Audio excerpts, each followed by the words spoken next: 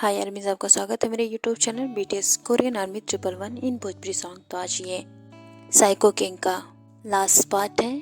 तो इस पार्ट में टेको एंड यूमिन मैरिज हो जाएगी और इन दोनों का ही जो रोमांस है वो कंप्लीट हो जाएगा। तो चलिए स्टोरी स्टार्ट करते हैं। पिछले पार्ट में हमने देखा था कि टेको जो कि एक आदमी को डिस्ट्रॉय करने के बारे में सोच रहे हैं, क्योंकि वो आदमी भी उन्हें डिस्ट्रॉय करना चाहता है। नेक्स्ट डे टेको दोनों ही ऑफिस चले जाते हैं, क्योंकि उन लोगों को कुछ बहुत इम्पोर्टेंट वर्क करना होता है। जेके जो कि उसके पास ही बैठी होती है और बहुत ज़्यादा ही उसको देख रही होती है, उसको बहुत ज़्यादा प्यार से। ते कहता है इतना भी प्यार से मत देखो, वरना मैं तुम्हें शादी से पहले ही डिस्ट्रॉय कर दूंगा। तो जेके शाय फील करती है और उसे किस करने लगती है, तो ते भी उसे किस बैक करता है। दोनों बहुत ज़्यादा ही प्यार से किस कर रहे होते हैं। और अब ते कहता है कि ये रोमांस बाद में करेंगे, पहले हम लोग कुछ वर्क कर लेते हैं। और वो जेके को फाइल देता है और कहता है इसे कंप्लीट करके लेके आओ। तो जेके उस फाइल को लेके अपनी केबिन में चली जाती है और जब वो जा रही होती है तो किसी से टकरा जाती है। उसके सारे पेपर्स गिर जाते हैं। वो तुरंत ही अपने पेपर्स उठाती है और उस आदमी के भी पेपर उठाकर उस आदमी को दे देती है और उस आदमी को देखे बिना वहाँ से चली जाती है। और वो आदमी अंदर आता है, वो कोई और नहीं काई होता है। और वो बहुत ज़्यादा ही खुश था, क्योंकि आज वो ते से कुछ इम्पोर्टेंट पेपर साइन कराने वाला था। और वो बहुत ज़्यादा खुश होता है, मन में कहता है कि इम्तिहान एक बार तुम इस पेपर पे साइन कर दो, फिर देखना मेरा जलवा।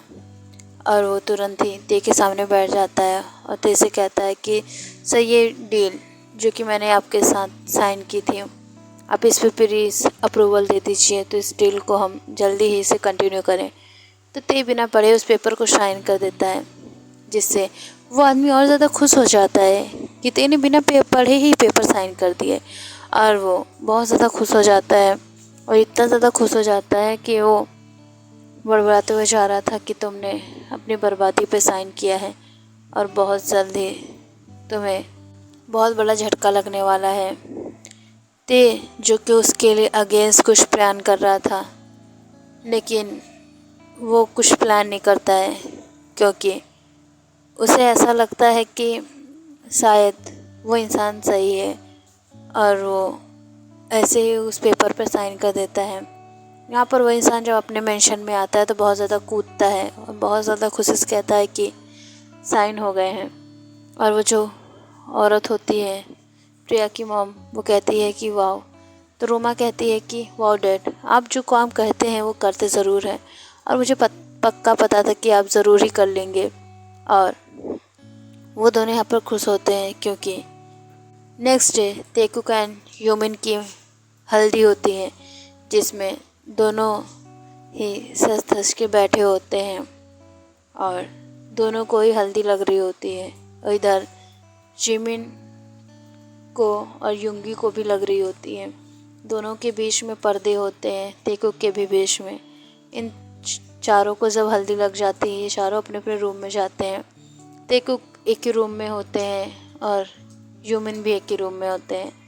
अब जैसे ही जिमिन और जेके अपने रूम में जाते हैं, तभी कोई उनका हाथ पकड़ के खींचता और कहता है बेबी, तुम्हें मैंने तो हल्दी लगाया ही नहीं। और सेम डायलॉग युंगी का भी होता है, वो भी कहता है कि मैंने भी तो तुम्हें हल्दी लगाया नहीं, तो तुम ऐसे कैसे फ्रेश होने जा सकती हो। अब ते जेके के पूरे बॉडी में अपने चिक्स को रगड़ रहा होता है और अपने बॉडी से जेके को हल्दी लगा रहा होता है। उसके बॉडी में ज़्यादा हल्दी नहीं लगी होती है, लेकिन वो बॉल से हल्दी लेकर अपने बॉडी में लगाकर फिर सेम तरीके से जेके को लगा रहा होता है। जहाँ जहाँ उसके बॉडी पार्ट टच हो रहे थे जेके के, वहीं वहीं हल्दी लग रही थी। ते जेके को अपने से बिल्कुल सटाकर हल्दी लगा रहा होता है, जिससे जेके बहुत ज़्यादा शाय फील करती है, क्योंकि जेके की चेस्ट ते के चेस्ट के सामने होते हैं और जेके का फेवरेट पार्ट ते के, और दोनों ही एक दूसरे में इस तरीके से चिपके होते हैं। उन लोगों में बिल्कुल भी हवा पास होने की भी जगह नहीं होती है। जेके बहुत ज़्यादा शाय फील करती है, तो ये कहता है कि चलो अब हम दोनों साथ में फ्रेश हो जाते हैं। जेके कुछ नहीं कहती है और ते उसे अपनी बाहों में लेकर फ्रेश कराने ले जाता है। और इधर यूंगी शिमिन को उसके चिक्स से हल्दी लगा रहा होता है और अपने हाथों से उसके बाकी के बॉडी पार्ट्स पे, जिससे जिमिन बहुत ज़्यादा शाय फील करती है। लेकिन यूंगी कहाँ मानने वाला था। अब उसे बाथरूम में लेकर जाता है और उसे बहुत ही प्यार से बात दे रहा था।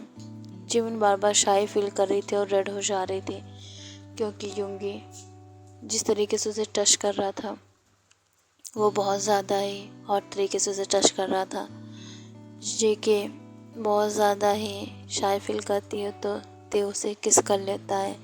इधर यूमिन भी दोनों किस करते हैं। जल्दी से फ्रेश होकर वो दोनों नीचे आते हैं और सभी डिनर करते हैं, वापस अपने रूम में चले जाते हैं। और ये चारों बहुत ज़्यादा थक चुके थे, तो जल्दी ही सो जाते हैं, क्योंकि इनकी नेक्स्ट डे मेहंदी होती है। और जो काई होता है वो प्लानिंग कर रहा होता है, तो रोमा कहती है कि डैड जल्दी कीजिए, क्या हम लोग कल ही नहीं इस प्लान को कर सकते हैं। तो फिर काई कहता है क्या ही मज़ा आएगा, शादी के दिन मज़ा ज़्यादा आएगा। और तुम जो सोच रही हो उन दोनों की शादी हो जाएगी, मैं ऐसा होने नहीं दूंगा। उन दोनों की शादी वाले दिन ही मैं इस तमाशे को करूँगा जिससे उन दोनों की शादी पोस्टपोन हो जाए या फिर कैंसिल ही हो जाए। अब इधर हम देखते हैं नेक्स्ट डे मेहंदी में बहुत ज़्यादा ही प्यारी प्यारी मेहंदी इन दोनों के हाथों में लग चुकी होती है। ते जेके के पास आता है, तो जेके कहती है कि आप अपना नाम ढूंढिए। उसके उंगलियों पर ते के नाम लिखा होता है, जिसे ते बहुत आसानी से ढूंढ लेता है। और जेके कहती है आप बहुत ही बेशरम हैं, आप इतनी जल्दी कैसे ढूंढ सकते हैं।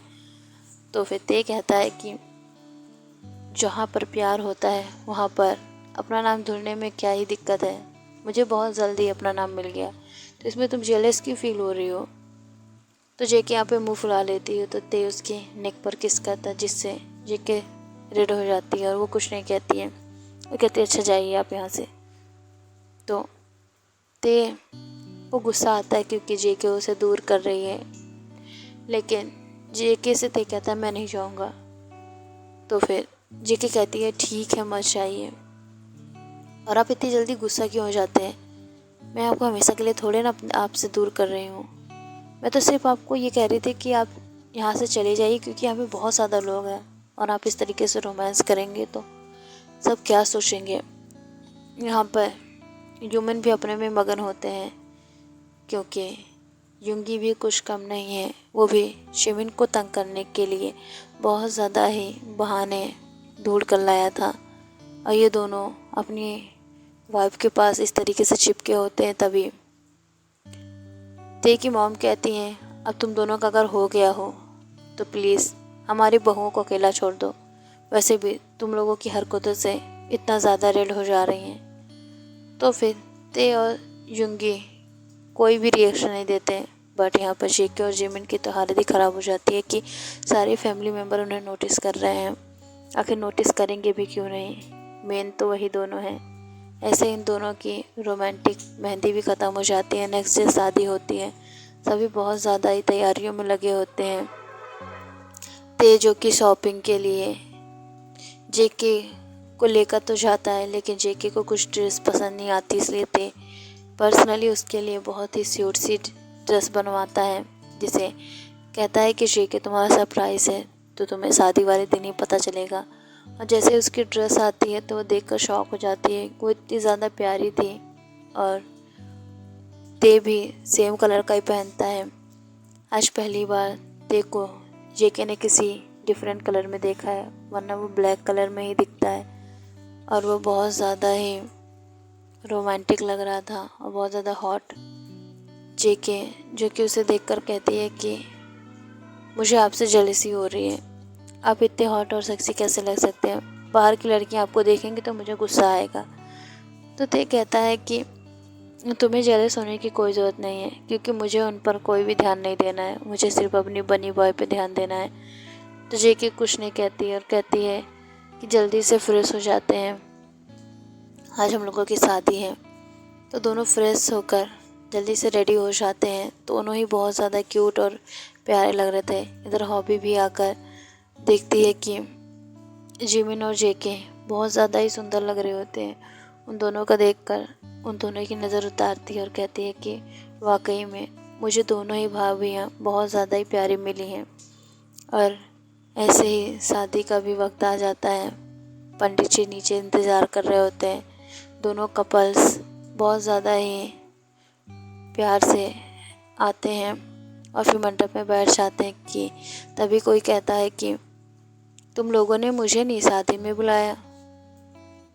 तो फिर हॉबी कहती है कि जब बिन बुलाए मेहमान आ ही गए हैं तो मुफ्त का खाना खाकर ही जाइएगा, जिसमें बाकी सबको हंसी आ जाती है। लेकिन काई जो कि गुस्सा हो जाता है, उसके चेहरे पे साफ पता चल रहा था, लेकिन वो एक डेविल स्मेल के साथ कहता है बोल लो जितना बोलना है, आखिर कब तक बोलोगी, और मैं आप लोगों को एक गुड न्यूज़ देने आया हूँ।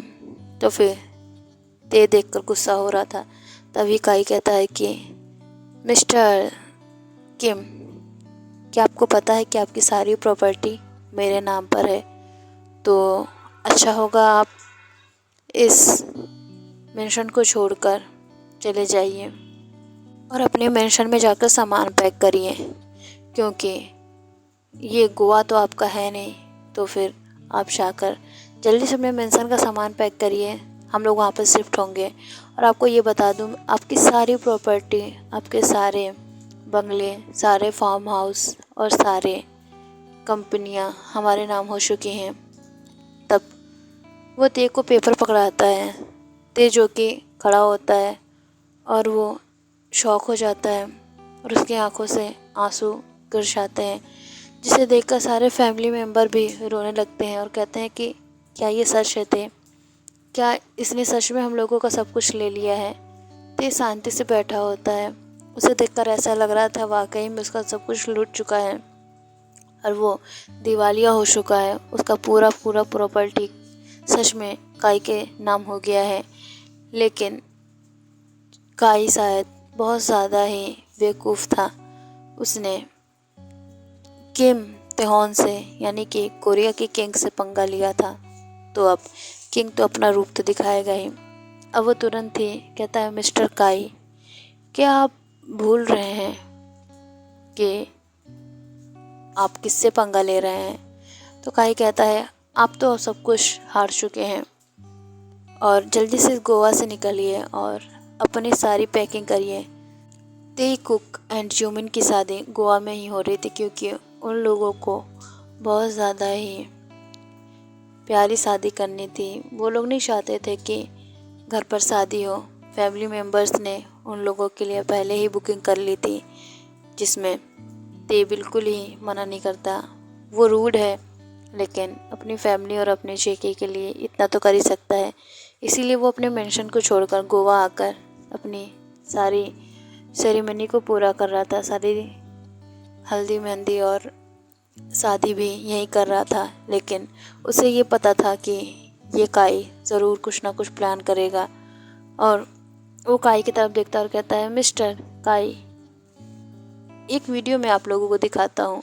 और ये चारों बातें कर रहे होते हैं कि किम तेहॉन को हम लोग इस तरीके से बर्बाद करेंगे। उनकी सारी प्लानिंग होती है और वो बहुत ज़्यादा ही डर जाते हैं, क्योंकि उसमें साफ साफ चारों का चेहरा दिख रहा होता है। तो फिर काई कहता है आप मुझे डराने की कोशिश कर रहे हैं, आपके पास ये वीडियो कहाँ से आया। तो फिर किम तेहॉन कहता है कि आपको शायद पता नहीं है, आपके नौकरों में मेरे कुछ आदमी मिले हुए हैं, जिस वजह से मुझे ये सब फुटेज लेने के लिए ज़्यादा मेहनत नहीं करनी पड़ी। तो वहाँ पर सबकी हालत ख़राब हो जाती है। तभी किम तेहॉन कहता है कि और आप लोगों ने मेरी प्रॉपर्टी नहीं ली, ये सब फेक पेपर्स हैं। तभी वहाँ पर जेके आती है और कहती है, तो मिस्टर, मुझे पता है कि आप प्रिया के मॉम के आशिक हैं और मेरी मॉम, जो कि प्रिया की मॉम की वजह से मर गई। यहाँ पर रोमा जो कि होती है, प्रिया जो होती है, वो शॉक हो जाती है कि तुम क्या बोल रही हो, मेरी मॉम, और वो भी काई अंकल के साथ। तो फिर जेके कहती है, खुद ही अपनी मॉम से पूछ लो, और रही बात प्रिया तुम्हारी, तो तुम काई की बेटी हो, ना कि मेरे डैड की, और अपनी मॉम से चाहो तो पूछ सकती हो। तब वो अपनी मॉम की तरफ देखती है तो वो अपनी बेटी से कहती है कि नहीं, ऐसा नहीं है प्रिया, ये झूठ बोल रहे हैं। तो फिर प्रिया बहुत ज़्यादा हेट करते हुए कहती है, छी, मुझे आपको देख के शर्म आ रही है, आपको अपनी मॉम कहने में शर्म आ रही है। तो फिर प्रिया की मॉम उसे एक स्लैप मारती है और कहती है, अपनी मॉम के बारे में इस तरीके से बोला जाता है। तो प्रिया कहती है, आप एक स्लैट हैं, स्लैट हो आप सिर्फ मर्दों का इस्तेमाल करती हो अपने फ़ायदे के लिए। आप, ये बोल के वो गुस्से से वहाँ से चली जाती है और रोमा जो कि बहुत ज़्यादा सैड हो जाती है।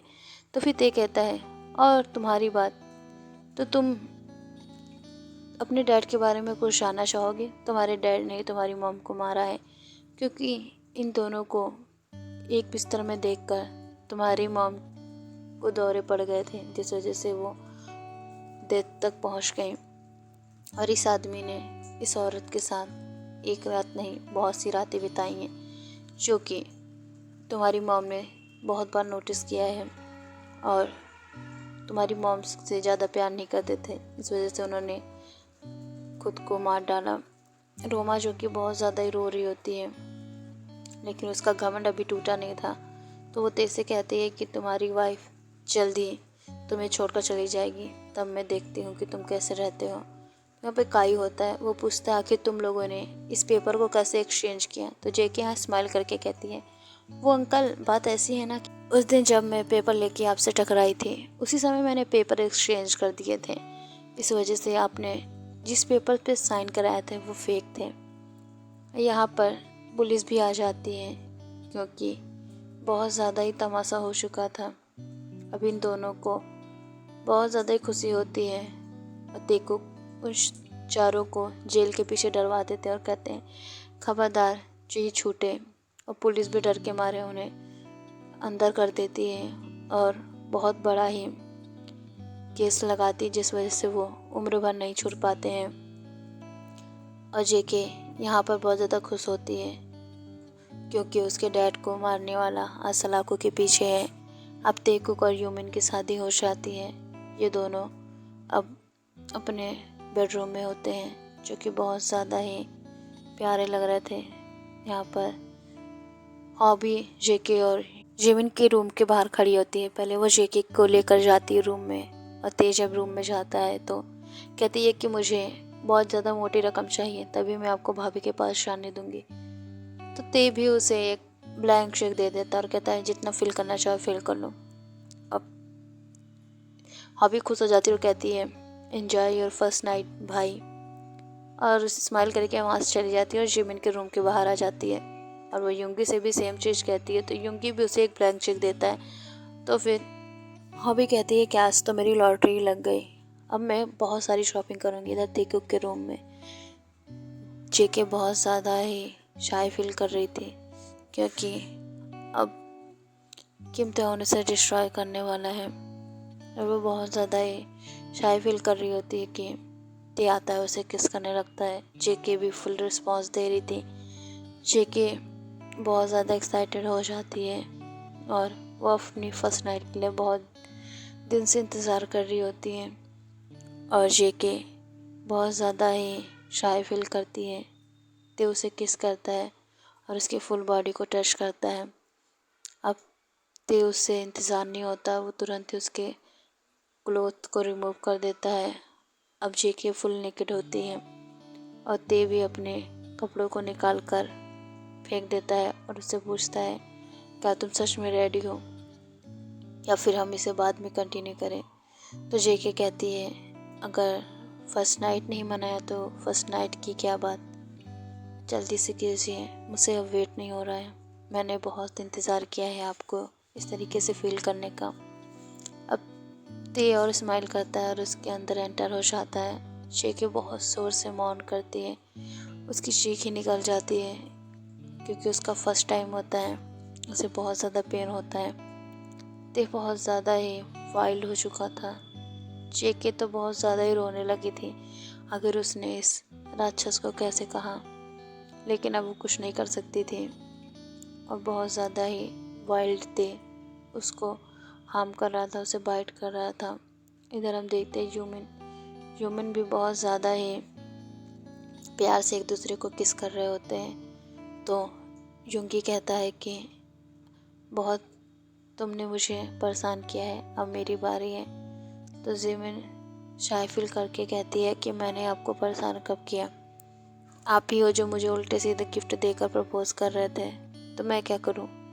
तो फिर युंगी कहता है कि अब ये सब छोड़ो और रेडी हो जाओ अपनी पनिशमेंट के लिए। अब वो फुल स्पीड में जिमिन के अंदर एंटर होता है। जिमिन की भी चीख निकल जाती है। इन दोनों के ही रूम साउंड प्रूफ होता है जिस वजह से चीखें बाहर नहीं आ पाती।